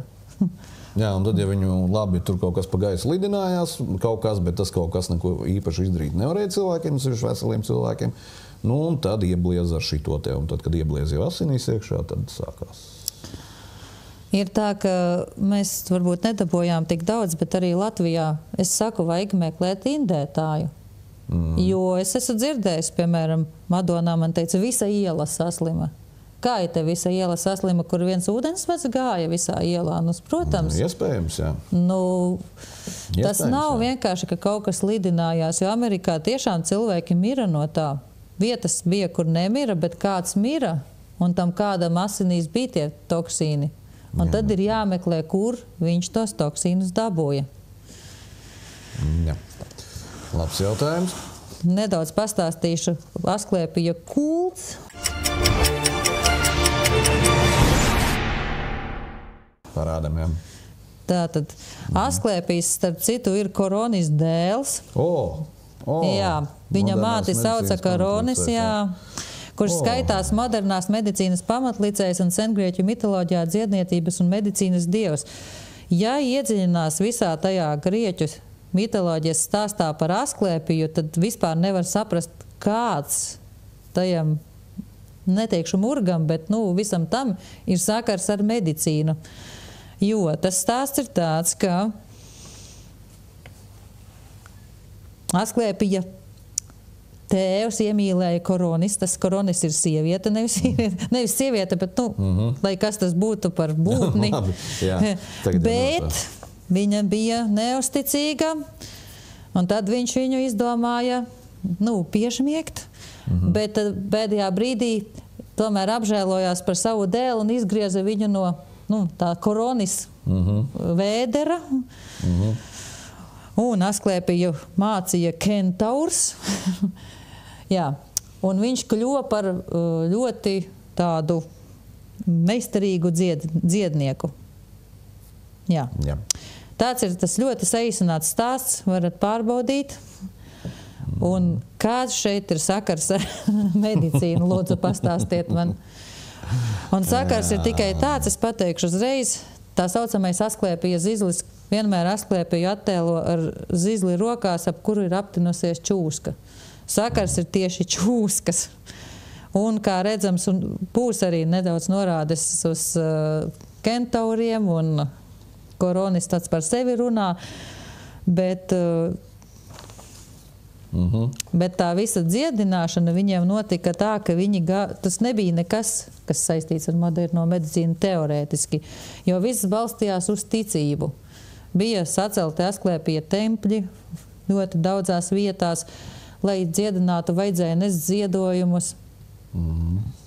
Rakstos ir rakstīts, Bībelē konkrēti ir rakstīts, ka tu atrodies tur, kur Sātana tronis, tas ir par to pilsētu, kura visa kalpoja Asklēpijam. Varat izlasīt, ja interesē atklāsmes grāmatā, kura tā bija pilsēta. Visa kalpoja Asklēpijam. Tur bija arī citiem elkiem sacelti altāri.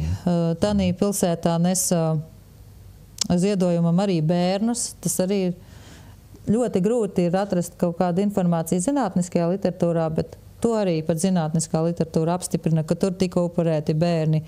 Asklēpija sekotāji vispār ar to diezgan aizrāvās, un tāpēc to kultu arī principā romieši pa lielam iznīdēja. Jo sākotnēji tas bija ļoti briesmīgi. Ļoti briesmīgi. Bet tomēr, kā mēs redzam, viņš tiešā veidā tempļus vairs neceļ. Un tiešā veidā tur neupurē bērnus vai kaut ko citu. Bet mēs nevaru to pierādīt. Jā, bet tas, principā... mēs lasījām par tiem Amerikas pētījumiem, par tiem zem 12 gadiem un tā tālāk, kas tas tad ir? Tiešā veidā tas varbūt nav, jā. Jā, bet principā tas, kas ir, ko es redzu, kas ir modernajā medicīnā ļoti pārņemts no šī kulta, ir čūsku izmantošana, jo tajos tempļos čūskas bija neatņemama sastāvdaļa, lai dibinātu jaunu tā saucamo dziedināmo vietu. Čūska bija obligāti jāpārvieto. Viņas tur ložņāja pa grīdu, cilvēks tātad aizgāja turieni, upurēja dāvanu, tad gāja pa mistisku eju, gulēja tumšās telpās, gaidīja mistisku sapni. Un, principā, tas viss bija balstīts uz tādu ilūziju. Un tad slimi pacienti nāca uz Asklēpija templi, es tagad citēju no raksta. Jā, no iepriekšējās. Jā. Lai veiktu inkubācijas rituālu, kas nozīmē cerēšanu uz brīnišķīgu izdziedināšanu vai sapni, kurā dota recepte vai sapni, kurā kaut kādā veidā iekodēta ārstēšana. Wow! Yeah. Tas ir raksts. Tas ir raksts par es saprotu, nu, bet es tā salīdzinu mūsdienām. Tieši tā. Un principā, es redzu, ka visa modernā rietumu medicīna, diemžēl, ir aizvirzījusies nevis zinātnes virzienā, bet kulta virzienā. Un tas teiciens, ko bieži izmantoju Covid laikā, uzticies zinātnei vai tici zinātnei, mani ļoti kaitina.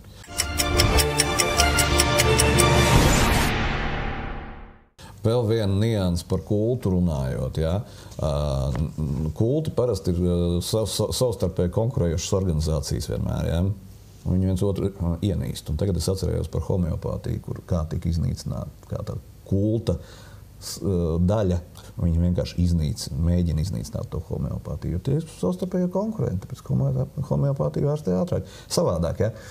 Un iespējams labāk. Ja? Tā kā, tas un arī visu, kas nav ar mums, ir pret mums. Tā arī ir zināmā mērā kaut kur. Tur nav runa vairs par zinātni, pat tur nav runa vairs par vispār veselo saprātu. Tur ir runa vienkārši par apmātību. Tur runa ir par apmātību un par ticību. Jā, burtiski par ticību, tāpēc, ka mums šobrīd Latvijā ir pilnas vienkārši slimnīcas ar slimiem cilvēkiem. Un visu laiku ārstējās un nekad nevar izārstēt. Un atceries Covid laikā tos siekalēnos sižets, ka vai slimnīcas būs pārkrautas, pārslodzes un tā tālāk. Bija pat, man te tā minēja, ka bija pat gadījumi, ka Latvijas televīzija aizbrauc uz vienu no Rīgas slimnīcām, visus pacientus saved vienā gaitenī, to smuki nofilmēja, ka Insa raudlīgā balstiņā pateica, šausmas. Atceries tos ātros, kas braukāja pa ielām pa Rīgu? Baltos citeļos, naktīs pilnīgi tukši un tā tālāk. Tas nav kults, tā nav kaut kāda apsēstība. Apsēstība ir tā, kad iedvest ticību, jo viss balstās tikai uz ticību. Nevis uz faktiem, jo cilvēki gāja slimnīcās, bija nāves protokoli, burtiski nāves protokoli. Bija. Un atkal, kas viņus ieviesa, tās ir Pasaules veselības organizācijas vadlīnijas. Tieši tā. Un tie ir sekotāji, kuri neskatoties uz faktiem, viņi saprot iespējams, pat daži noteikti pat saprata, kas tas ir acu priekšā notiek, ka cilvēks bet mirst. Viņi tāpat tās akli pildīja šīs te vadlīnijas. Tāpēc, ka kultā nevar nepakļauties. Kultā nedrīkst būt viedoklis. Kultā nedrīkst būt zinātnisks pamatojums. Kultā ir tikai viena ideoloģija, un tā ir jābīd uz priekšu. Un šobrīd man visa rietumu medicīna izskatās pēc vienas ideoloģijas. Ne tikai rietumu. Es domāju, ka medicīna modernā vispār kopumā, jo ne ar ko viņi neatšķiras. Piedod man, bet tai pašā Krievijā bija tas pats. Visur. Visur bija tas pats. Bet Krievijā jau arī viss pakļāvās. Jā, tieši par to es runāju.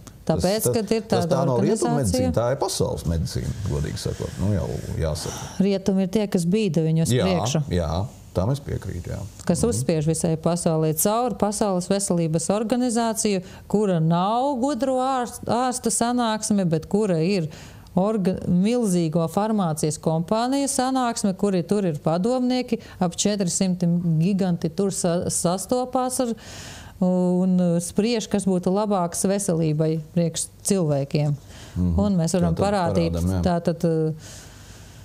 Šeit mēs redzam, kur ir konkrēti Asklēpija kulta simbolika. Visur, principā.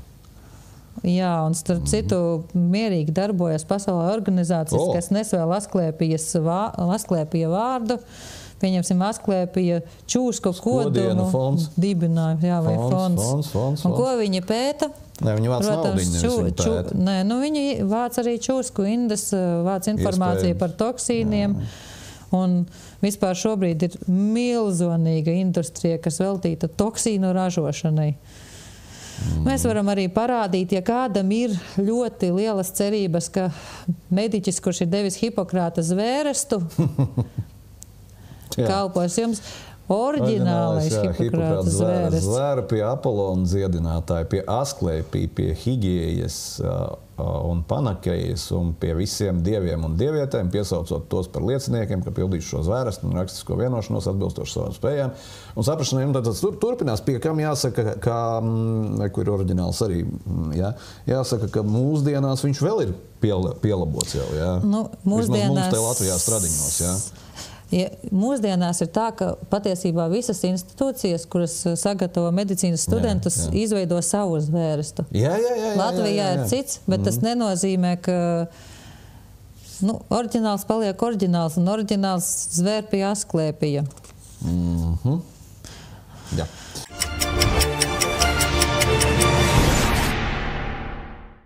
Un pāriesim tagad pie tā, kur reāli... Jā, šīs visas ir zāles, un es nesaukšu tās par zālēm, medikamenti, kuri ir pieejami un tiek izrakstīti Latvijā, kuri ir konkrēti veidoti no čūsku toksīniem, un ne tikai čūsku toksīniem. Ne tikai, ko ķirzaciņa smukā, jā. Pieņemsim kaptopril, lisinopril un dironorma. Tas ir no šādas skaistas čūskas toksīniem, un kam ir interese, var atrast informāciju un arī būs atsauces, un Zāļu valsts aģentūrā pārbaudīt. Te es ieliku tikai tos medikamentus. Tātad diez vai mediķi zina, ka viņi izraksta cilvēkam pulverizētu čūsku indi. Jūs dzertu pulverizētu čūsku indi? Viena daļa zina noteikti. Viena daļa noteikti zina un svēti tic, ka viņa ārstē. Un tā ir, diemžēl, lielākā daļa. Jā. Tad man ir jautājums, kur paliek neirotoksiskās īpašības tā, es saprotu, pieņemsim ārstē asinsspiedienu, ārstē diabētu vai vēl kaut ko, bet vai viņam pazūd neirotoksiskās īpašības? Tas jau, kā jau ārsti parasti runā, jā, ir blaknes, bet slimību tad mēs uzvēlam. Tas nekas, ka tas rada vēl citas slimības un tā tālāk, jā. Tas ir tas, ko es dzirdu televizorā visu laiku, un arī par to pašu Covid, jā. Jā, var būt blaknes, var būt tas, varbūt šitas sāpēt var uzpamt, var roka nokrist un tā tālāk, bet jūs nebūsiet slims ar Covid. Jūs gan būsiet pēc tam slims ar vispārējo, to, par ko mēs šodien runājām. Bet, Doma ir tāda, ka nevajag cilvēkiem melot.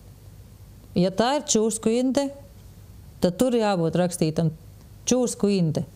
Un jābūt uz zālēm nevis kaut kam. Uzlieciet smuku attēlu ar čūsku, uzlieciet, ka tas ir no čūsku indes, un tad dodiet cilvēkam izvēles iespēju. Viņš grib to čūsku indi sevi. Jo mums valoda patiesībā visu pasaka priekšā, latviešu valoda ir inde un ir zāles. Zāles nav inde. Vismaz senie latvieši to saprata, tāpēc mums ir vārds zāles. Zāles nāk no augiem, augu valsts. Mums tās arī tikai vienai čūskai vien ir. Jā, kas tur dzīvoja, jā, tā kā. Un ko es vēl gribēju? Un mums tas vārds bija, starp citu, interesanti. Jā. Un mums viņš bija, tas vārds. Lai gan es saku, te jau dzīvo tikai viena indīgā. Tā indīgā arī ir iekļauta, mūsu odzes inde arī ir iekļauta. Un starp citu, Ozempik, jā. Ozempik ir no Hīlas monstra indes. Un tāpēc ir tik daudz blakus parādību. Es viņas vienkārši nepazīstu. Sievietes visas pazīstas. Nevis pazīst, bet vismaz ir dzirdējusies, jo šīs saucās brīnum līdzeklis tievēšanas. Un nav brīnums, jo šī te... Tad tas ir traki. Principā šī ķirzaka dabā ēd ļoti maz reizes 2 nedēļās, un princips ir tāds, ka tātad šīs te medikaments vai kā viņas lai nosauc, paralizē kuņģi vai gremošanas sistēmu, un vienkārši pārtika nepārstrādājās, un vai tiešām vajadzīgs ēst indi?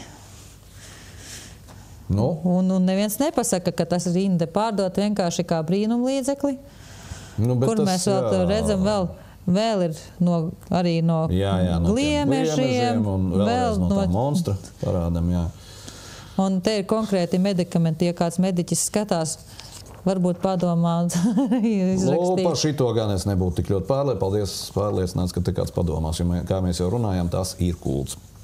Tas ir kults, un tas ir tas bīstamākais, godīgi sakot. Un tā, vēl, lai parādītu, cik milzīgos apmēros un kas to dara pasaulē, varam atvert mājaslapu, pieņemsim.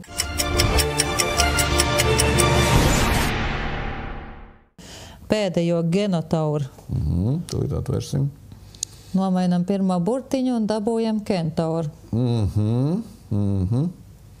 Advanced Biotechnology Research. Šis ir projekts, ko virza pasaulē, virza tieši Eiropas Savienības lielās valstis. Starp citu, viņi arī tā īpaši nekautrējās to kentauru te uzzīmēt. Bišķi savādāk izskatās, un Eiropas karodziņš riņķī ir zvaigznītes. Un principā šeit mēs varam nopirkt jebkuru toksīnu. Jā, te paši varam paeksperimentēt, ar sevi, nepaldies. Tas, ka mēs eksperimentēsim, bet doma ir tāda, ka principā sliktas gribas cilvēks var nopirkt toksīnu, ielaist viņu ūdens sistēmā un visiem būs Covid, bet patiesībā tas ir bioloģiskie ieroči, kuri tiek izplatīti un ražoti un bez informētās piekrišanas tiek pielietoti pret cilvēkiem. Un es pat nerunāju par tādiem, kurus negrib redzēt kā pierādījumus, kā tā saucamais Covid vīrus, kurš nav izolēts, kuram tikai ir tā saucamais spike proteīns atrasts, kurš arī ir toksīni principā. Tā kā...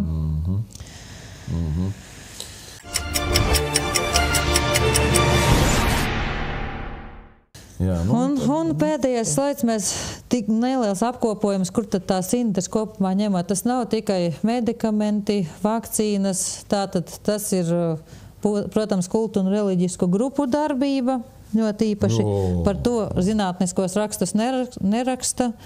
Tas ir lauksaimniecībā, par to gan var atrast, ja pameklē informāciju, kā ar skorpiona indi tiek migloti lauki, jo tas ir neirotoksīns un visi insekti nomirst, bet kāpēc kā GMO arī tiek ļoti, ļoti daudz izmantoti, tiek ieaudzēti, visādas patiesībā indes tiek ieaudzētas pārtikā uzreiz to tiešo ar mērķi, it kā primārais mērķis skaitās, lai to neēstu dzīvnieki, jo viņi vienkārši, viņiem slikti būs, viņi nomirst, tur neirotoksīns iekšā. Starp citu, man vienkārši tagad ienāca prātā tāda lieta, pieņemsim, tas pats kaķis, nav muļķis. Gudrs dzīvnieks. Un kāpēc ir tā, kad ir kaut kāda desa vai kaut kāds cīsiņš, ko kaķis viņš neēdīs, vai gaļa, piemēram? Tas tev uz kaķiem. Jā, starp citu. Ļoti labs tests. Nē, patiesībā pašiem jāaudzē, jāsaprot, no kurienes ko pērk un jāmeklē. Tas ir pats par sevi saprotams, bet tīri tā, jo reizēm tu jau nezini, ko tev uzkaisīs virsū. Tur vai nezinu, no gaisa uzkritīs vai kas tam augam, neaugstu iekšā. To tu nevar pateikt. Lauksaimniecība, pārtika, ģeoinženierija, kosmētika ļoti daudz. Ļoti daudz visādos implantos, botoksos un krēmos, kuru mērķis ir padarīt jaunāku, patiesībā paralizēt sejas muskuļus, lai neveidotos rievas. Toksīni visu to dara, Protams, medicīna. Tā kā tāds apkopojums. Par diezgan šokējoši. Jā, nu... Es nezinu, ko tu vairs piebilst. Nu, vienīgais to, ka es iešu tūlīt pīpēt. Jā, vienīgais es pašās beigās aicinātu, ja tomēr kāds profesionālis skatās, atvērsim PDF failu toksīni, paskatīsimies. Tas ir no itāļu pētījuma.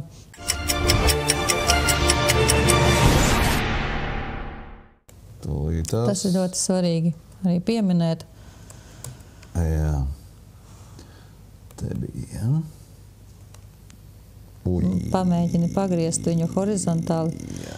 Bet jebkurā gadījumā te ir apkopojums tas, kur viņi konkrētas jau atrada enzīmus, jeb indžu sastāvdaļas cilvēkos. Tātad, piemēram, ir tāda cinka metilproteināze. Ja? Ko tas nozīmē? Tas nozīmē, ka šis toksīns principā ietekmē cinka līmeni. Tātad, zinot toksīna nosaukumu, mēs zinām pretlīdzekli. Mēs nezinām, bet mēs varam atrast zinātniskajā literatūrā. Līdz ar to, ja tas ietekmē cinku, tad vajag dzert cinku. Un tam līdzīgi. Un cinks arī palīdz diezgan bieži. Bet, ja mēs zinām, ka tas ietekmē tātad tos alfa-7 nikotīna receptorus, tātad mēs zinām, ka vajag lietot nikotīnu un tam līdzīgi. Līdz ar to iespējams tam visam pretoties patiesībā ir. Pirmais noteikt toksīnu, otrais atrast pretindionu. Ja tā ir galvenā atziņa, ko godīgi sakot, tas ir visvērtīgākais no šī raidījuma, un ne tikai no šī, man liekas, no visa cikla, jo ir cilvēki, kuri negribot, piespieda un tā tālāk, un tā joprojām. Tas, protams, nav nekāds attaisnojums, bet ir kas ticēja, tai vakcīnai.